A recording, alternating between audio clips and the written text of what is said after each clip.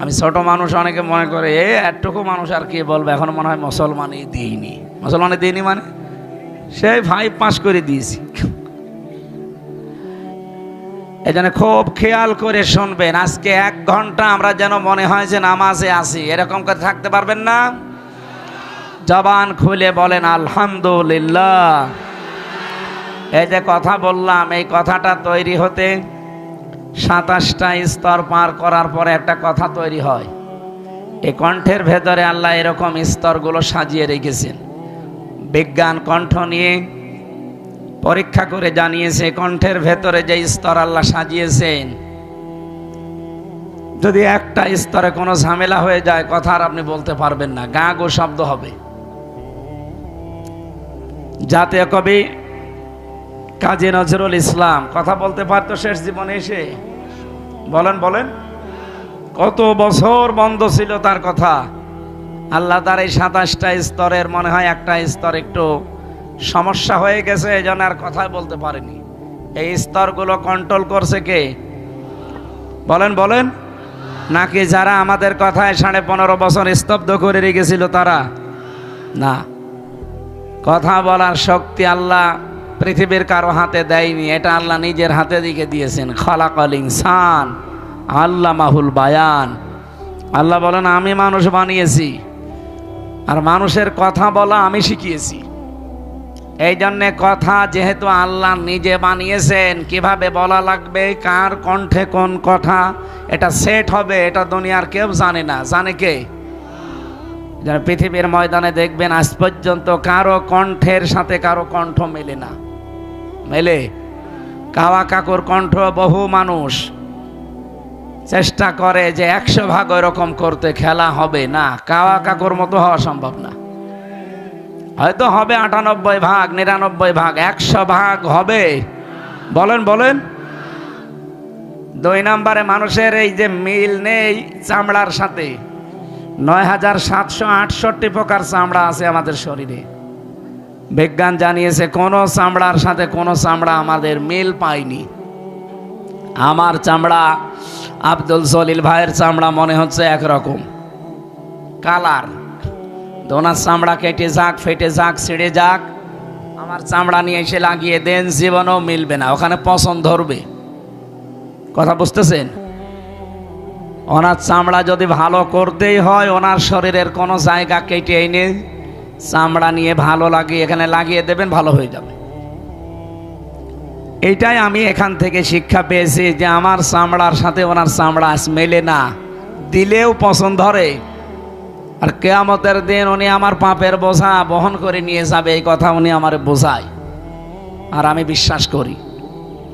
আমি একটা পাগল আর ওইটা একটা বাটপার। এক কথা বলছে না কেন? বাংলাদেশে এরকম বহু বাটপার আছে না? পোড়া ভণ্ডামি। কেউ কারো বোঝা কিয়ামতে নেবে না। ওয়ালা তাসিরু ওয়াজিরাতু বিজরা উখরা। কিয়ামতে যার বোঝা তারে বহন করা লাগবে। সুতরাং এখান থেকে শিক্ষা এই, যতটুকু বোঝা আপনি বহন করতে পারবেন অতটুকু পাপ কাজ দুনিয়ায় করে যান। এমন কিছু করা ঠিক না যে আমি নিজে আমার বোঝা টানতে পারি না। ইন্নামা নুমলি লাহুম লিয়াজদাদু ইসমা ওয়া লাহুম আযাবুম মুহিন। মানুষের পাপের বোঝা যখন পরিপূর্ণ হয়ে যায়, আল্লাহ পাক বলেন তখন তাকে অপমানজনক শাস্তির ভেতরে ফেলে দেই। আযাবুম মুহিন আছে, এমন অপমান। আপনি দেখেন বাংলাদেশে যাদের এই পাপের বোঝা একেবারে ছাড়িয়ে গেছে, এত বেশি অপমান আল্লাহ তাদেরকে করেছে, তারা কোনোদিন ভাবতেও পারে না যে এত মানুষ নিচে আমাদের নামাতে পারে। গত পরশুদিন, আজকে তো 19 তারিখ, 16 তারিখে রিপোর্ট বেরিয়েছিল আন্তর্জাতিক। যতগুলো রিপোর্ট আমি পেয়েছি এই বাংলাদেশ নিয়ে 257টা দেশ আছে দুনিয়ায়। কয়টা? 257টা দেশে কম বেশি রাষ্ট্রপ্রধান আছে। তাদের অ্যাক্টিভিটিস, কর্মকাণ্ডগুলো এখন বাস্তবে কিছু মানুষ যারা গবেষণা করে, জরিপ চালায়, বিশেষ করে মানবাধিকারের ওপরে তারা জরিপ চালিয়ে দেখেছে তামাম দুনিয়ায় সবচাইতে নিকৃষ্ট মানুষ আছে 100 জন, তার ভেতরে 1 নম্বরে হাসিনা। 2 নম্বরে বাশার আল আসাদ, 3 নম্বরে ওই নেতানিয়াহু। এরকম 100 জনের তালিকা পেয়েছি। 100 জন না 500 জন হোক, আমার অসুবিধা নেই, কিন্তু 1 নম্বরে কার নাম? কেমন হয়ে গেল না? 1 নম্বরে অন্তত যদি এই নেতানিয়াহু এই ইহুদির নামটাও আসতো, তাও তো অন্তত হইতো। এমন মানুষের নাম এসেছে, উনি হাজি। উনি কি?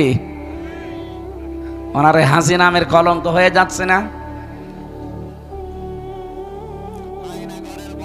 আমরা দেখছি, এখন শুনছি, কিন্তু বাস্তবে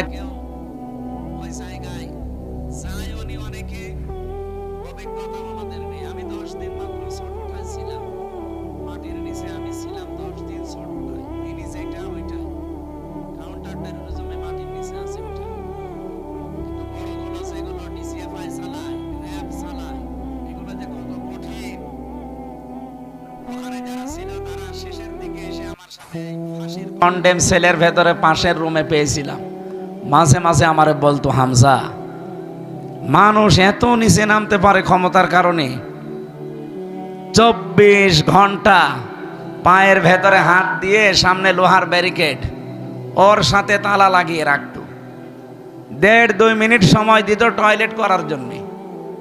24 ঘন্টার ভেতরে মাত্র একবার।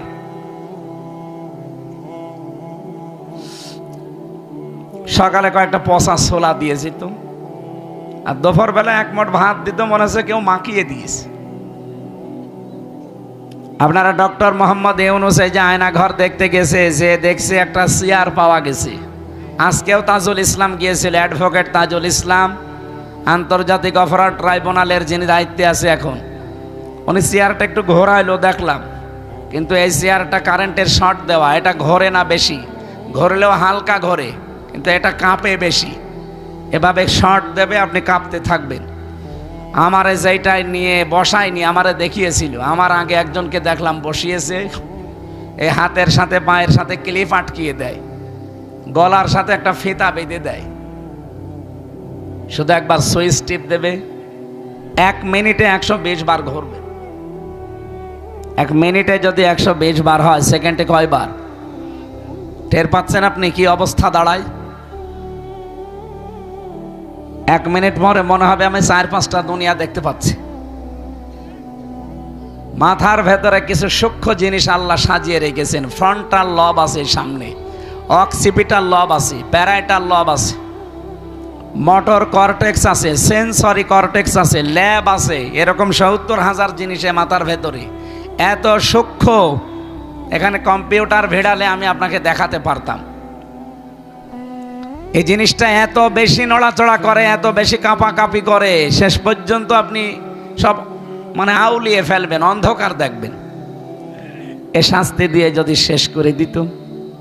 আমি দেখলাম ওরা একটা মেশিন নিয়ে আসলো, এই হাতের সাথে আর পায়ের সাথে এমনভাবে সেট করা, শুধু একবার সুইচ টিপ দেবে, আস্তে করে নখগুলো সব খুলে একবারে চলে আসবে। নখ খুললেই কিন্তু ফিনকি দিয়ে রক্ত বের হয়, আর ঠিক ওই সময় তার উপরে লবণ ছিটিয়ে দেয়। শুনতে খুব সহজ মনে হচ্ছে না? এটা বাস্তবে যারা পেয়েছে তারা কত কঠিন অবস্থায় ছিল আপনি বলেন তো। মুফতি ফখরুল ভাই আমার সাথে ছিল, উনি মাঝে মাঝে বলতো, হামজা, এই যে মানুষ শুয়ে থাকে, এটা যে কত বড় নিয়ামত আমি টের পেয়েছি। আমার পায়ের ভেতরে হাত দিয়ে এভাবে আটকিয়ে দিত বছরের পর বছর। যতই চিল্লা পাল্লা করি, আওয়াজ করি, উপরে তো আসে না, কারণ মাটির নিচে। এখনো পর্যন্ত দেখি অনেকে জালেমের সাফাই গায়। আপনি মানুষ, আপনার বাবারে যদি আয়না ঘরে এভাবে 10 বছর রেখে দিত, আপনি টের পেতেন। কথা বলছেন না কেন? এই জন্য পাপের বোঝা যাদের পরিপূর্ণ হয়ে গেছে, আল্লাহ বলেন আলাহুম আযাবুম মুহিন, তাদেরকে এত অপমানজনক শাস্তি দেব, ও ধারণাও করে নাই যে আমার উপরে এটা আসতে পারে। আজ যাদের বিলাসবহুল জীবনযাপন ছিল, তারা আজ মাটির ফ্লোরে আমার মতো ঘুমিয়ে আছে। বাংলাদেশের শ্রেষ্ঠ ধনীর তালিকায় ছিল এই দরবেশের নাম, সে এখন মাটির ফ্লোরে আছে।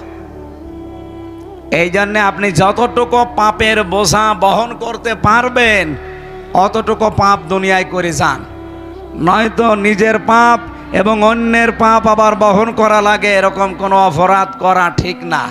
আমি সতর্ক করলাম, এতে এখন আপনার বিবেকে কি বলে আপনি দেখেন। নিজের পাপের বোঝায় আপনি পার করতে পারবেন কিনা ঠিক নেই। কিয়ামতের দিন লক্ষ লক্ষ মানুষ এসে আল্লাহর কাছে বলবে আমি এই জিনিস পাই, আমি এই জিনিস পাই। আমার মিথ্যা মামলা দিয়ে, মিথ্যা সাক্ষী দিয়ে আমার 3 বছর জেলে আটকিয়েছিল। আমি নিজেই বলবো, কারণ আমি নিজে ভিকটিম। কথা বলো না কেন? যারা আমার মামলার টপ টু বটন জড়িত প্রত্যেকের নামে আমি মামলা দিতে পারবো না। কথা বলো না কেন? কারণ ওরা নিজেরাই বলতো যে হুজুর আপনার কোনো দোষ নেই, আমরা জানি এটা যে মিথ্যা জিনিস, তাও আমরা জানি, কিন্তু কিছু করার নেই, উপরের অর্ডার। এই কথা বলে কিয়ামতে ছাড় পাওয়া যাবে? হ্যাঁ, হুকুমের আসামি যিনি, হাসিনা যেহেতু হুকুম দিয়েছিল, সে হুকুমের জন্য গুনাহগার হবে, কিন্তু কাজটা তো আপনি করলেন। উনি হয়তো বলেছিল ধরে এনে আটকিয়ে রাখেন, শাস্তি দেন এইভাবে এইভাবে, কিন্তু বাকি আপনি যে অর্থনৈতিকভাবে আমার বাবারে পঙ্গু করে দিলেন, প্রায় 42 লাখ টাকা আকিস গ্রুপের কাছে নিয়েছেন। আমি ওদের খতিব ছিলাম। আমার বাবার কাছ থেকে একবারেই নিয়েছেন 10 লাখ। সেই দিন আমার মামলার আয়ু কল দিয়ে বলছো হুজুর মাফ করে দিয়েন। মাফ করে দিয়েন মানে আগে টাকা ফেরত দেন। টাকা ফেরত দেবেন না, মাফ করে দিয়েন মানে আপনি আছেন কোথায়? আমি কোথায় আছি বলতে পারবো না। বলতে পারবো না মানে আপনি বলেন, আমি আসতেছি সেখানে। পালিয়েছে, কোন জায়গায় যে আছে ইন্টারনেটে কল দিয়েছিল। এই জন্য বাস্তবতায় আমি আবার বলছি, চামড়ার সাথে চামড়া মেলে না। আর আপনি আশা করে আছেন লালন বাবা আমারে বাঁচাবে। কিসের বাবা? কারো ওপরে ভরসা আজকে থেকে আর না। নিজের কাজ নিজে করবেন, অতটুকু কিয়ামতে যতটুকু আপনি বহন করতে পারবেন। কথা বোঝা গেছে? অনেকে ছেলে মেয়ে, স্ত্রী পুত্র, মা বাবার খুশির জন্য, আনন্দের জন্য অবৈধ ইনকাম করে, নাকি এদেশে নেই? এই কথা বলেন না কেন? আমাল হায়াতুদ দুনিয়া ইল্লা মাতাউল গুরুর। আল্লাহ বলেন পৃথিবীর জমিনে যা আছে সব ধোঁকা। আপনার ছেলে মেয়ে বলেন, স্ত্রী বলেন, মা বাবা বলেন, সব ধোঁকা। এদের আনন্দের জন্য, খুশির জন্য আপনি ডান হাত বাম হাত দেখেন না। বাবা শাহজালাল সব হালাল বলে কামাই করছেন, জবাব দিতে পারবেন? আর আপনারে পাপের বোঝা আপনার বউ নেবে? আপনি এখনই মরে যান, আল্লাহর কসম এখন মরে যান, আপনাকে রাত্রে আপনার বউ একা পাহারাও দেবে না। বলবা রে বাবা জিন আসবে, দরকার হয় 3-4 জন দেন, একসাথে পাহারা দেই, সকালবেলা আপনারা মাটির নিচে দিয়ে দেবে। আমি কি বেশি বললাম? বলেন বলেন। শুধু মাটির নিচে দিয়ে শেষ। 3 দিন হয়তো পাগলের মতো কান্নাকাটি করবে। এমনকি আমার নিজের ম্যাডামও, ও আমারে ভালোবাসে আমি জানি, 3 দিন পাগল হয়ে যাবে। 7 দিন পরে দেখবেন স্বাভাবিক খাবার দাবার আবার হচ্ছে। 40 দিন পরে একেবারে আমারে ভুলিয়ে যাবে। 4 মাস 10 দিনের ভেতরে ঠিক দেখবেন ওর মা বাবা এসে ওরে অন্য জায়গায় বিয়ে দিয়ে দেবে। কথা বলছে না কেন? আমার এখন 33, ম্যাডামের 26। 26 বছরের মহিলা এখন মরে গেলে ওর মা বাবা রাখবে ওরে? বলবে মেয়ের সারা জীবনের দায়িত্ব দরকার না, এই হিসাবে বিয়ে দেবে। 3-4 দিন যেতে না যেতেই দেখবেন ওই ম্যাডাম কল দিয়ে বাবা মাকে বলবে, বাবা মা খুব ভালো করেছো, ও হামজার চাইতে এটা 100 গুণ ভালো। হ্যাঁ, কথা বলছে না কেন? এটা বাস্তবতা কিনা বলেন তো? আমি বিশ্বাস করি এইটাই বাস্তব। 3 বছর ফাঁসির এই কন্ডেম সেলের ভেতরে আমি যদি কিছু না শিখি, এইটা শিখেছি যে দুনিয়া পুরাটা ধোঁকা। সেই স্ত্রী বলেন, ছেলে মেয়ে বলেন, আর মা বাবা বলেন, ওইটাও ধোঁকা। স্বার্থ ছাড়া দুনিয়ায় কেউ কারো না। এই জন্য আমি পাপ করব, আমার পাপের বোঝা আমার মা বাবা নেবে কিয়ামতে না। মা তো কিয়ামতে পরিচয়ই দেবে না। ইয়াউমা ইয়াফিরুল মারউ মিন আখিহি ওয়া উম্মিহি ওয়া আবিহি ওয়া সাহিবাতিহি ওয়া বানি। এই তাফসিরে উম্মিহি ওয়া আবিহি এই ব্যাখ্যায় আমি পড়েছি কিয়ামতের দিন অনেক সন্তান একটা নেকির কারণে জান্নাত যেতে পারবে না। মায়ের পা ধরে থাকবে 500 বছর। কত? 500 বছর পরে ওর মা ওর মুখের উপরে লাথি দিয়ে বলবে, কে তুই? আমি তোরে চিনি না। সন্তানের পরিচয় দাও, আমার তো দুনিয়ায় বিয়েই হয়নি। কুমারখালীবাসী, যেহেতু এই জেলাটা আমার নিজের, 64 জেলার ভেতরে জেলার মানুষকে এমনি স্বাভাবিকভাবে ভালোবাসি বেশি। মন থেকেই বলছি, দুনিয়ার কিন্তু সবই ধোঁকা। কুষ্টিয়ায় বাড়ি গাড়ি আমারও আছে, এগুলো ধোঁকা। গ্রামে আমার হাল সাথে বাড়ি গাড়ি আছে, আমার বাবার দাদার জমি জায়গা আছে, এগুলো ধোঁকা। আমার বাবা রিয়াজউদ্দিন, তার বাবা জাহান আলী, তার বাবা নওয়াজ আলী, এরপরে আমি আর চিনি না, আর আমার চিনার দরকারও নেই। কথা বলেছ না কেন? এ নওয়াজ আলীর বাবা খুব বেশি হলো 61 বছর আগে মরে গেছে, আমি হিসাব করে দেখলাম। এই লোকটা যদি এখন কবর থেকে উঠে এসে আমার বাড়িতে বলে যে এই 2 তলা বাড়ি আমার, এই ভিটা আমার কেনা ছিল, আমি এখানে থাকতে চাই, কুমারখালীবাসী বলেন তো ওই নওয়াজ আলীর বাবারে আমি ঢুকতে দেব? কিসের নওয়াজ আলীর বাবা আপনি? আমি তো নওয়াজ আলীকে চিনি না। এই কথা বলছে না কেন? এই জন্য আমি আবার স্মরণ করাচ্ছি, আমি নিজে স্মরণ করছি, সবাইকে করাচ্ছি, কেউ কারো না। সুতরাং কারো জন্য নিজের আখের যেন আমরা নষ্ট না করি। আল্লাহ আমাদের সমতি দান করেন, বলেন আমিন।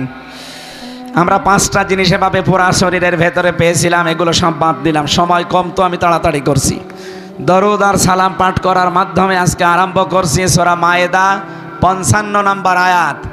আমার আলোচনার বিষয় অভিভাবক। কি বললাম? আরো জোরে বলেন। পরিবার, সমাজ, রাষ্ট্রে, পৃথিবীতে কাকে আপনি অভিভাবক হিসাবে গ্রহণ করবেন, কেন করবেন, কেমন ভাবে করবেন, এই কথাগুলো আজকের আয়াতে আছে। কোন সূরা বললাম যেন? মায়েদা। বলেন বলেন। তামাম পৃথিবীটা আল্লাহ মায়েদা বানিয়ে রেখেছেন। মায়েদা মানে দস্তরখানা। মায়েদা মানে কি? আরো জোরে বলেন। এখান থেকে একটা হাদিস এসেছে, এই আয়াতের শানে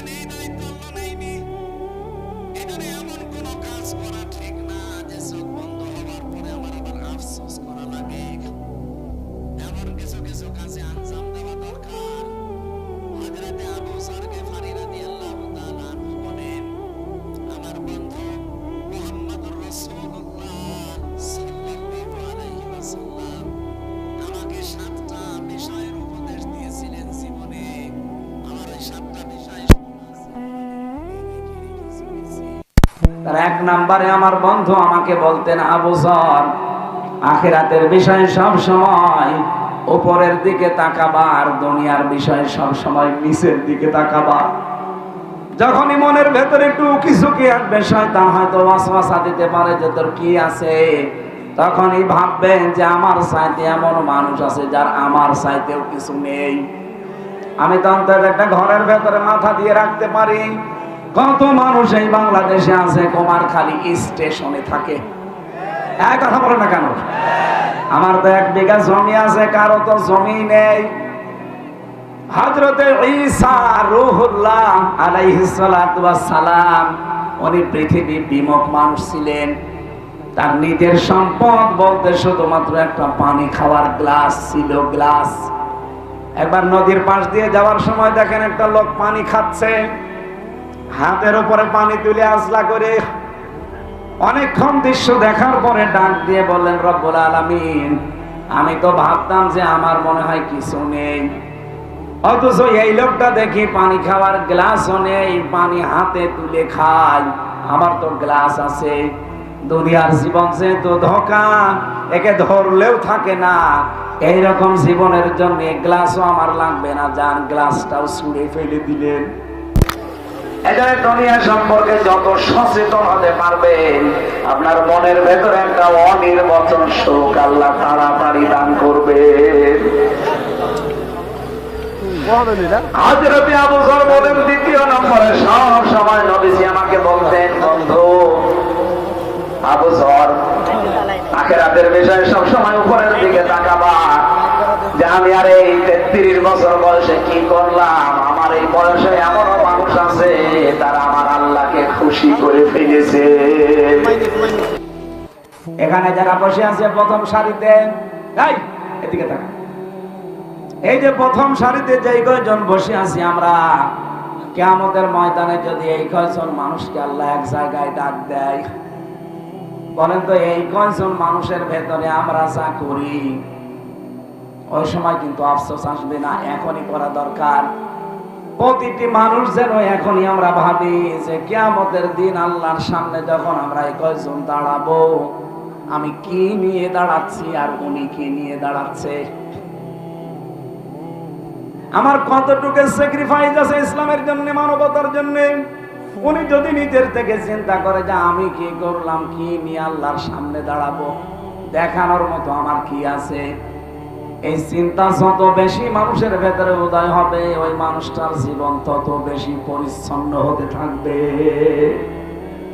আপনি একটু উপরের দিকে তাকিয়ে ভাবেন তো, আমার বয়সী দেলাওয়ার হোসেন, শিবিরের সাবেক সভাপতি, এই লোকটা ইসলামের জন্য কি করলো আর আমি কি করলাম। সেই ইমানের উপরে টিকে থাকতে গিয়ে 57 দিন রিমান্ডে ছিল। তার লজ্জা স্থানের ভেতরে তার গরম করে ঢুকিয়েছে এই জালেমরা। তার পুরুষাঙ্গ নষ্ট হয়ে গেছে। আমাকে যে রিমান্ডে নিয়েছিল সঞ্জয় দত্ত, এই শয়তান অফিসার, ওনারও দায়িত্ব ছিল। আমার নিজে বলতো যে দেলাওয়ারকে আমরা ফুটবলের মতো লাথি দিয়েছি। বলেন তো এই ছেলেটার যে স্যাক্রিফাইস, 57 দিন এই বাংলাদেশের ইতিহাসে রিমান্ডে কেউ যায়নি, অথচ জালেমরা তাকে তার ঈমান থেকে এক চুলও টলাতে পারেনি। কথা বলেন না কেন? কিয়ামতে আপনিও উঠবেন, আমিও উঠবো, দেলাওয়ারও উঠবে। তার যে কষ্ট, তার যে স্যাক্রিফাইস, ত্যাগ ইসলামের জন্য আর আমার, আমরা কি দুইজনই এক জান্নাত পাবো? জীবনেও না। এই জন্য আখিরাতের দিকে সব সময় উপরের দিকে তাকানো দরকার। যে আল্লাহ জান্নাতের হুরদের যে দেন মোহর, এটা আমার আল্লাহ এইটার মাধ্যমে আদায় করে দেবে। কুমারখালীবাসী জান্নাত পাবো কিনা অনেক দূরের কথা, হুর তো আরো দূরের কথা। দেন মোহর দেওয়া লাগবে হুরের, সেটা তো কল্পনায় আসে না। অথচ নবীজির হাদিস যদি আমরা আজকে থেকে মেনে চলতে পারি, কোন মানুষ যদি দস্তরখানায় পড়ে যাওয়া খাবার তুলে খেতে পারে, আল্লাহর কসম কিয়ামতের দিন আমার মনে হয় সে জান্নাত পাবে, হুর পাবে, দেন মোহর আমার আল্লাহ এই আমলে আদায় করে দেবে। এজন্য ছোট বলে ছেড়ে যাবেন না, এই আমলটা আজকে থেকে করা দরকার নেই। বলেন 120টা আয়াত আছে এই সূরায়, মাত্র একটা আয়াত পড়েছি, 55 নম্বর আয়াত। আল্লাহ পাক বলেন ইন্নামা, যারা আলেম আছে এখানে, ইন্না দিলেও অর্থ হয়ে যেত, মা দিলেন কেন? বালাগাত মান্তিকের পরিভাষায় আমি 19টা অর্থ পেয়েছি এই ইন্না মা ব্যবহার করার জন্য। যারা বালাগাত মান্তিক পড়ায় মাদ্রাসায়, যারা পড়ে বসে, যারা এখানে 13 নাম্বার কায়দায় দেখবেন লেখা আছে ইন্না মা দিয়ে আমার আল্লাহ এটাই বোঝাতে চায় যে কেবলমাত্র, একমাত্র, শুধুমাত্র, আর কেউ না। আল্লাহ পাক বলেন কেবলমাত্র, শুধুমাত্র, একমাত্র। অলিও বন্ধু হবে, অভিভাবক হবে, দায়িত্বশীল হবে। কম মানে তোমাদের, আল্লাহ এখানে কা দেয়নি। তাহলে নবীজিকে আল্লাহ উদ্দেশ্য করে শেষ করে দিত, যেহেতু কম দিয়েছেন, কম বহু বছর এটা জমির, এই কমের ভেতরে হামজা যেমন আছে, জলিলও তেমন আছে। এক কথা বলছেন না কেন? শাহিন নেই। এক কথা বলেন, কথা বলেন। আপনারা দুনিয়ার সবাই এই কমের ভেতরে আছে, সে যেই হোক।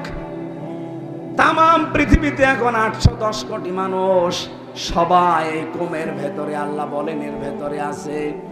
আর তোমাদের জন্য কেবলমাত্র একমাত্র শুধুমাত্র অভিভাবক হিসাবে গ্রহণ করতে পারো আল্লাহ। তোমাদের একমাত্র অভিভাবক হবে, বন্ধু হবে কে? আরো জোরে। 2 নম্বরে তোমাদের বন্ধু হবে রাসূল কে? 3 নম্বরে তোমাদের বন্ধু হবে ইমানদার। এখন ইমানদার কারা? বাংলাদেশে তো আমরা 96% মুসলমান, সবাই নিজেকে ইমানদার দাবি করি না। এদের পরবর্তীতে আল্লাহ 3টা গুণ দিয়েছেন। এই 3টা গুণ যাদের ভেতরে দুনিয়ায় থাকবে তারা ইমানদার, আর তাদেরকে আপনি অভিভাবক হিসাবে, বন্ধু হিসাবে মেনে নিতে পারেন। এ কথা কার? সুতরাং আজকে থেকে অভিভাবক হবে, বন্ধু হবে কে? আরো জোরে কে? 2 নম্বরে রাসূলুল্লাহ, 3 নম্বরে ইমানদার। ও ইমানদার যাদের 3টা গুণ আছে। 1 নম্বরে যারা নামাজ কায়েমের আন্দোলন করে, 2 নম্বরে যাকাত ভিত্তিক অর্থনীতি কায়েম করে, 3 নম্বরে যারা রুকুকারীদের সাথে রুকু করে, তার মানে জামাতবদ্ধ হয়ে নামাজ পড়ে। আমায়াতাওয়াল্লাল্লাহু ওয়া রাসূলুহু ওয়াল্লাযীনা আমানু, যে ব্যক্তি আল্লাহ রাসূল আর এইরকম ইমানদারদের দিকে ফিরে আসবে, আল্লাহ বলেন এরা হচ্ছে আল্লাহর সৈনিক, সেনাবাহিনী। ফাইন্না হিজবাল্লাহি হুমুল গালিবুন, অবশ্যই আল্লাহর সেনাবাহিনী, আল্লাহর দল যারা, এরা গালেব, এরা বিজয়ী হবে। এ ঘোষণা কার? শুধু হবে বলতে পারতেন, ইন্না দিয়েছেন, আবার অবশ্যই হবে।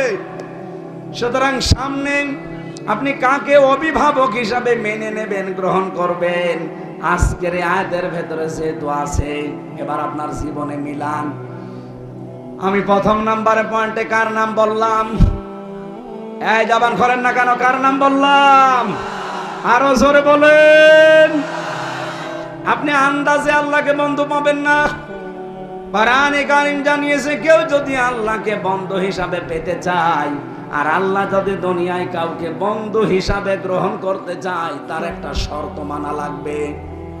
আল্লাহু ওয়ালিয়ুকুমুল, আল্লাহু ওয়ালিয়ুল্লাযীনা আমানু। সূরা বাকারা 3 নম্বর পারার 1 নম্বর পৃষ্ঠার 1 নম্বর লাইনের 257 নম্বর আয়াতের প্রথম অংশে আছে, আল্লাহ বলেন যারা ঈমান এনেছে এই মানুষগুলো আমি আল্লাহর বন্ধু। বলেন সুবহানাল্লাহ। এরাই আমি আল্লাহ এদেরকেই বন্ধু হিসাবে গ্রহণ করেছি।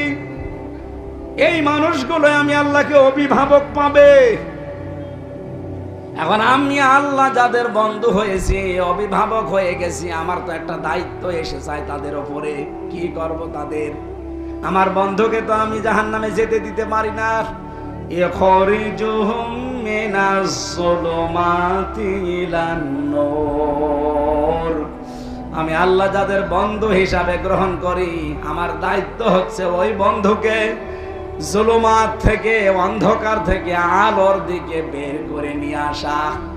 তোমার খালি বাসে এই পৃথিবীতে যত অন্ধকার আছে, পানির নিচের অন্ধকার, ঘরের ভেতরের অন্ধকার, মানুষের পেটের ভেতরের অন্ধকার, সব চাইতে বড় অন্ধকার হচ্ছে মানুষের তৈরি করা আইন।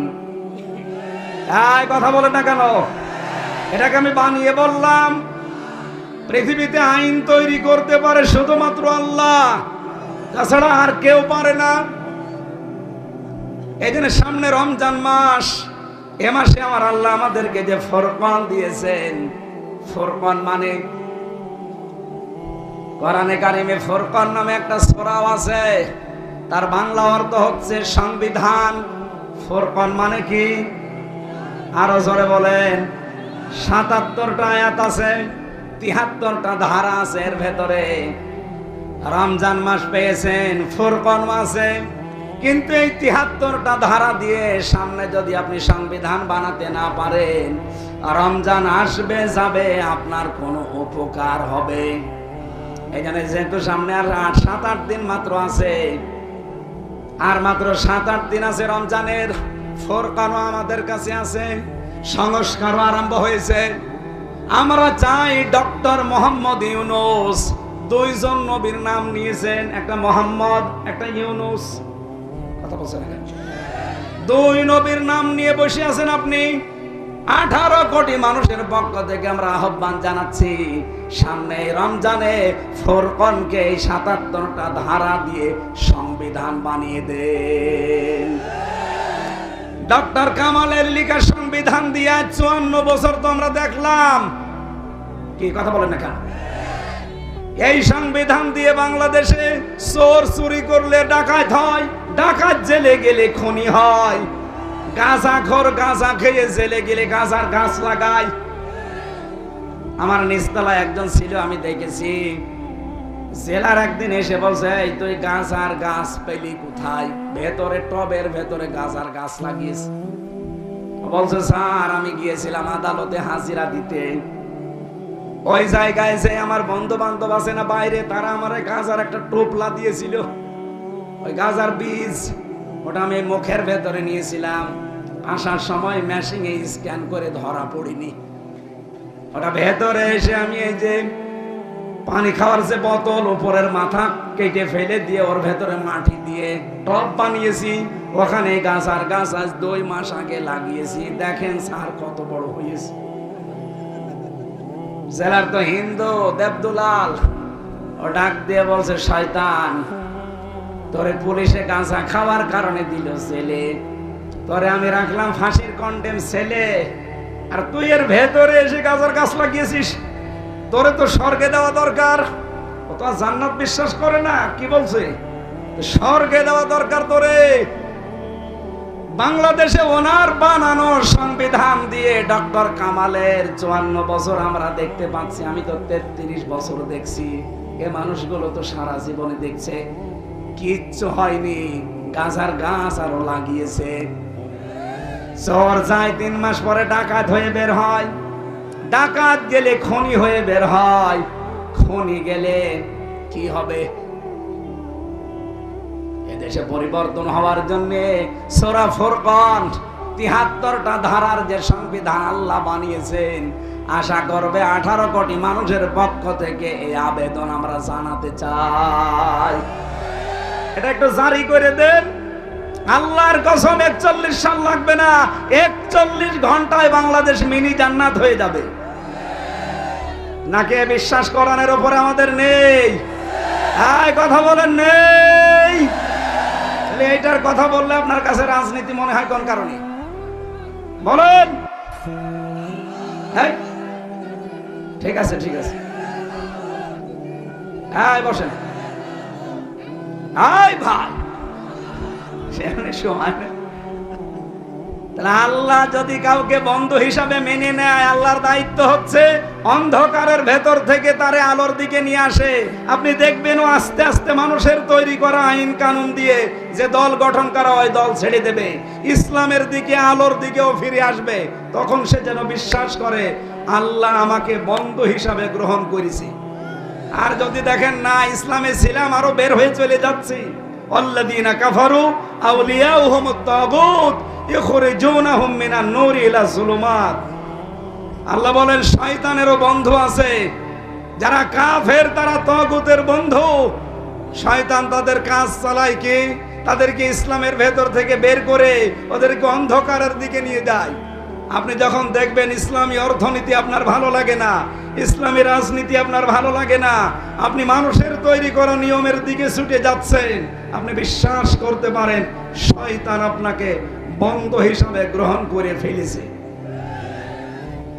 আজকে জলিল সাহেব যদি বাড়িতে যায়, এখন সালাম দিচ্ছে স্ত্রীকে, ওনার বউ বের হয়ে বলছে কুকুরের বাচ্চা, ভালো লাগবে ওনার? বলেন বলেন, রাগ করবে না? জ্ঞানী মানুষ হলে ওনার রাগও হবে না, চিন্তা করবে কি গো, একটা শিক্ষিতা মেয়ে, ধার্মিক মেয়ে, ভালো বংশের মেয়ে, কোনদিন এই মেয়েটা আমার সংসারে এসে আমার মুখের ওপরে মুখ তুলে কথা বলে না, আর আজকে সালাম দিলাম অথচ আমারে গালি দেয় শুকুরের বাচ্চা, কুকুরের বাচ্চা বলে। অবশ্যই আমার বউ আর স্বাভাবিক নেই, এই বউকে চিনে ধরেছে। কিসে ধরেছে? পরিতে ধরেছে, এই জন্য অস্বাভাবিক হয়ে গেছে। আপনি যখন দেখবেন মানুষের তৈরি করা আইন নিয়ম কানুন আপনার ভালো লাগে, ইসলামের নিয়ম কানুন ভালো লাগে না, আল্লাহর কসম আপনার বিশ্বাস করা লাগবে শয়তান আপনাকে দখল করে ফেলেছে। এরকম শয়তানের দখলে যাওয়া মানুষ দেশে নেই। কারা আছেন হাত তোলেন তো। আপনি 2 নম্বরে রাসূলুল্লাহকে বন্ধু হিসাবে মানা লাগবে। আল্লাহকে বন্ধু যারা পাবে, আল্লাহ যাদেরকে গ্রহণ করবে, এই কাজগুলো আল্লাহ তাদের উপরে করবে, অন্ধকারের ভেতর থেকে আলোর দিকে নিয়ে আসবে। 2 নম্বরে রাসূলুল্লাহকে বন্ধু পেতে হলে 4 দফা কর্মসূচি হাতে নেওয়া লাগবে। 4 জায়গায় আয়াতটা আল্লাহ কোরআনে দিয়েছেন। সূরা বাকারা 129 নম্বর আয়াত, সূরা বাকারা 151 নম্বর আয়াত, সূরা আলে ইমরান 164 নম্বর আয়াত, সূরা জুমা 2 নম্বর আয়াত। 4 জায়গার আয়াতগুলো বাড়িতে মিলিয়ে নেবেন আপনি রাসূলুল্লাহর বন্ধু হতে পেরেছেন কিনা। 3 নম্বরে ওয়াল্লাযীনা আমানু, যারা ঈমানদার, সব ঈমানদারকে বন্ধু হিসাবে গ্রহণ করা যাবে না। আল্লাযীনা ইউকিমুনাস সালাহ, যারা এদেশে নামাজ কায়েমের জন্য চেষ্টা করে, তারা হবে আপনার বন্ধু, আপনার অভিভাবক। এই কথা বলেন। সুতরাং এই দেশে যারা নামাজ কায়েম করতে চায়, সামনে আপনি তাদেরকে অভিভাবক হিসাবে গ্রহণ করবেন। 2 নম্বরে যারা যাকাত ভিত্তিক অর্থনীতি কায়েম করতে চায়, এটা যদি কারো কাছে খারাপ লাগে, রাজনীতি মনে হয়, এই আয়াত কেটে বাদ দিয়ে দিন। ইসলামী অর্থনীতি দেশে কি ফেরেশতারা কায়েম করবে? বলেন বলেন। এগুলো কায়েম করার দায়িত্ব আমাদের। সামনে আল্লাহ একটা সুযোগ দিচ্ছে, আমরা চাই কোরআনে কারিমের ইসলামী যে অর্থনীতি আছে, এটা যেন সামনে এই দেশে কায়েম হয়। এই কথা বলেন না কেন? ইসলামী ব্যাংক যেভাবে চলে, সোনালী, রূপালী, চৈতালি, অগ্রণী সব এইভাবে চলবে। ওদের আছে মুশারাকা, মুদারাবা, মুরাবাহা, বায়ে সালাম আছে, বায়ে ইস্তেসনা আছে, বায়ে মুআজ্জাল আছে, ওয়াহেদা আছে, এরকম 28টার উপরে নিয়ম আছে।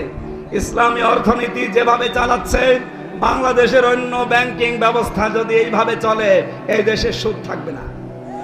আর এটা কায়েম করার দায়িত্ব কাদের? অহম রাকিউন, যারা রুকুকারীদের সাথে রুকু করে, তার মানে জামাতবদ্ধ হয়ে যারা নামাজ পড়ে। এদেশে আমি অন্যদিকে নিয়ে যাবেন না, নিজে দেখেছি, এই জন্য বলছি। এদেশে এমন একটা দল আছে, আপনি জামাতে নামাজ পড়েন না, একা একা পড়েন, ওইটা আবার লিখে পরের দিন দেখানো লাগে। এই কথা বলেন না কেন? আছে না এরকম দল? তাহলে অবশ্যই আপনি দেখবেন লোকটা নামাজ একা পড়ে না জামাতে পড়ে। এই 3টা গুণ যাদের ভেতরে আছে, তাদেরকে বন্ধু হিসাবে, অভিভাবক হিসাবে মেনে নেওয়া লাগবে। আল্লাহ আয়াতটা আমাদের প্র্যাকটিক্যাল লাইফে মেনে চলার তৌফিক যেন দান করেন। বলেন আমিন। কথা আছে।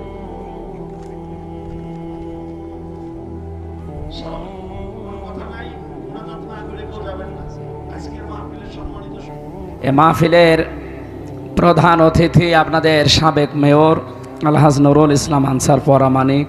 অনেক রাজনৈতিক মিটিংয়ে আছেন, আজকে কুষ্টিয়াতে, এই জন্য আসতে পারেন নাই। বিশেষ অতিথি জনাব খাজা আহমেদ, উনিও রাজনৈতিক কারণে বাইরে আছেন, আসতে পারেন নাই। সভাপতি বাংলাদেশ ইসলামী ছাত্র শিবির কুষ্টিয়া জেলা শাখা।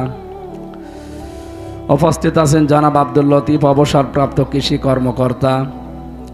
এতক্ষণ যারা আলোচনা রাখলেন, মাওলানা হোসাইন মাহফুজ চুয়াডাঙ্গা, যার মাধ্যমে এসেছি, সহকারী অধ্যাপক কুমারখালী ইসলামিয়া ফাজিল মাদ্রাসা, কুষ্টিয়া জেলার কৃতি সন্তান, ইসলামিক চিন্তাবিদ, শিক্ষাবিদ, হাজার হাজার আলেমের উস্তাদ, বাংলাদেশ জামাতে ইসলামী কুষ্টিয়া জেলা শাখার ওলামা বিভাগের সম্মানিত সভাপতি আলহাজ হাফেজ মাওলানা জুলফিকার আলী কুমারখালী।